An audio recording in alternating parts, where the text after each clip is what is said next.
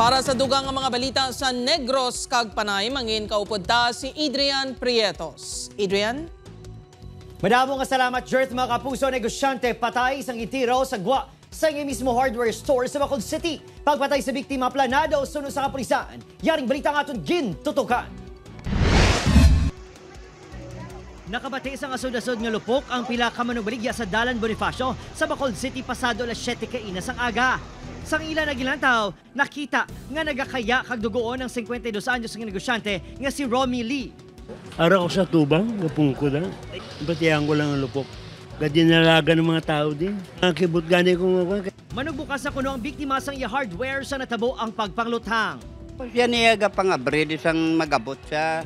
Yung mga bata na kay bata pa na kilala ko na niya.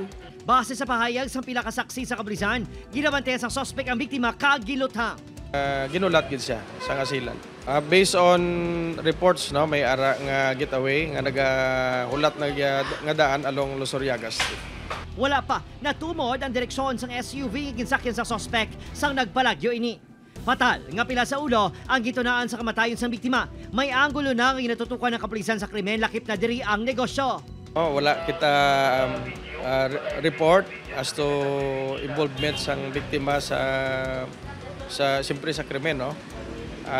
Pero may mga gina-check kitang negosyo niya o involvement niya sa mga kontrata, no? Taon ginapadalman pa nato na. Wala pa sa pahayag mga himata sang biktima nga nagpadulong man sa lugar sang nagluntad ang insidente. Opo, Kirinod Casillo, Adrian Prietos, One Western Visayas.